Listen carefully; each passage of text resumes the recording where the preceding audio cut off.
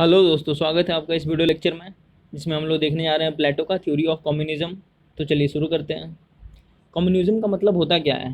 Communism एक जीवन जीने का तरीका है जिसमें हम लोग प्राइवेट ओनरशिप का अपोज करते हैं और कॉमन ओनरशिप का सपोर्ट करते हैं। प्लेटो का जो थ्योरी ऑफ कम्युनिज्म है वो दो थ्योरीज पे बेस्ड है। एक कम्युनिज्म ऑफ प्रॉपर्टी और दूसरा कम्युनिज्म ऑफ फैमिली। अब दोनों को हम लोग डिटेल में देखेंगे। और ये जो प्लेटो का थ्योरी ऑफ कम्युनिज्म है वो सिर्फ गार्डियन क्लास के हैं, गार्डियन क्लास के लिए है। और गार्डियन क्लास में क्या क्या आता है? तो रूलिंग क्लास और सोल्जर क्लास। अब प्लेटो के अकॉर्डिंग सोसाइटी को तीन क्लास में डिवाइड किया जा सकता है। एक होता है रूलिंग क्लास, दूसरा होता है सोल्जर क्लास और तीसरा होता है प्रोड्यूसर क्लास। अब ये जो प्रोड्यूसर क्लास है इसको जो कम्युनिज्म का थ्योरी है उससे अलग रखा गया है। अब क्यों अलग रखा गया है? क्योंकि ये, अब हम लोग रीजन देख लेते हैं क्यों इनको अलग रखा गया है। तो फर्स्ट रीजन क्या देते हैं प्लेटो कि ये पावर में नहीं है। तो पावर में कौन है? रूलिंग क्लास और सोल्जर क्लास।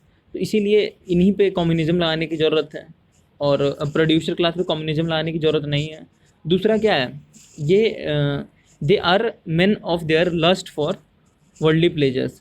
ये वर्ल्डली प्लेजर जो भी सांसारिक सुख है उसी के लिए ज़िंदा रहते हैं। तो फिर इन पे जो कम्युनिज्म ऐसे भी लागू नहीं हो सकता है, ये फॉलो ही नहीं कर पाएंगे। अब देखते हैं हम लोग कम्युनिज्म ऑफ प्रॉपर्टी क्या है। कम्युनिज्म ऑफ प्रॉपर्टी का मतलब है कोई भी प्रॉपर्टी रूलिंग क्लास के द्वारा नहीं ओन किया जाएगा। अगर कोई राजा है या फिर सोल्जर है तो उसके द्वारा कोई भी प्रॉपर्टी ओन नहीं किया जाएगा। यह है कम्युनिज्म ऑफ प्रॉपर्टी। दूसरा है कम्युनिज्म ऑफ फैमिली। इसमें क्या बताया गया है? प्लेटो मानते हैं कि जो प्रॉपर्टी है उससे भी बड़ा इविल क्या है? तो फैमिली है, क्योंकि फैमिली के कारण ही करप्शन और नेपोटिज्म आता है।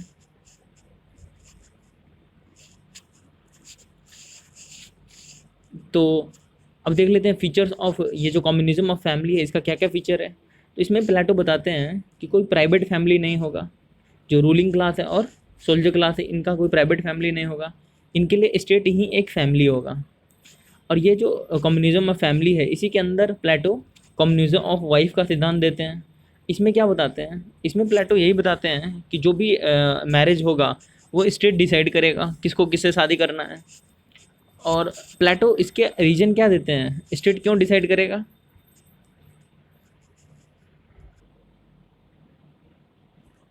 प्लेटो बताते हैं कि जो मैरिज है उसका पर्पस क्या है? तो प्रोक्रिएशन है। अब जब प्रोक्रिएशन है तो इसीलिए इसको हम लोग यूजेनिक प्रोसेस के थ्रू करेंगे। यूजेनिक प्रोसेस में क्या होता है? जो एब्लेस्ड मैन होता है और जो एब्लेस्ड वुमेन होता है उन्हीं को शादी करने की अनुमति दी जाएगी। और ये क्यों किया जाएगा? तो इम्प्रूव किया जाए, जो भी रेस है, ह्यूमन रेस है, उसको इम्प्रूव किया जा सके, इसीलिए ये किया जाएगा। अब इसमें है क्या क्या? प्लेटो का जो कम्युनिज्म का थ्योरी है उसमें है क्या क्या? जो कम्युनिज्म ऑफ फैमिली है तो उसमें क्या क्या प्रोविजन है वो हम लोग देख लेते हैं। तो इसमें क्या होगा? स्टेट जो है वो चाइल्ड का केयर करेगा। अब इससे क्या बेनिफिट हो सकता है? तो इससे जो डिस्क्रिमिनेशन है चिल्ड्रन के बीच में वो नहीं होगा। दूसरा क्या हो जाएगा? वुमेन का जो रिस्पॉन्सिबिलिटी है चाइल्ड केयर के प्रति वो ख़त्म होगा। तो वो अपने आप को डिवोट कर पाएगी स्टेट के काम में। और इसी कारण से प्लेटो को फर्स्ट फेमिनिस्ट भी बोला जाता है। अब ये जो प्लेटो का कम्युनिज्म का थ्योरी है इसका क्रिटिसिज्म भी बहुत होता है। ये बोला जाता है कि ये प्लेटो ने डायग्नोसिस तो सही किया है। अगर आप किसी डॉक्टर के पास जाएंगे तो वो पहले डायग्नोसिस करता है, पता लगाने की कोशिश करता है कि प्रॉब्लम क्या क्या है। तो ये बोला जाता है कि प्लेटो ने डायग्नोसिस तो सही कर लिया है लेकिन वो जो तरीका बता रहे हैं इसको सॉल्व करने का, यानी कि जो प्रिस्क्रिप्शन डॉक्टर देता है वो वो गलत है।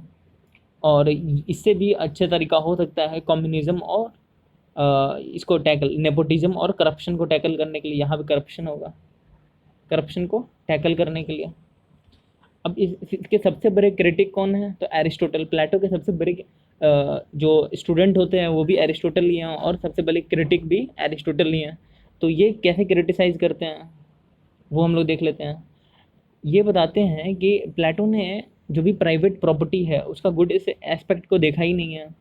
Private property he source of motivation होता है। दूसरा क्या है? प्राइवेट प्रॉपर्टी से ही मैन को रिकॉग्निशन मिलता है। प्राइवेट प्रॉपर्टी जिसके पास होता है उसी को मैन ऑफ रीजन्स बोला जाता है।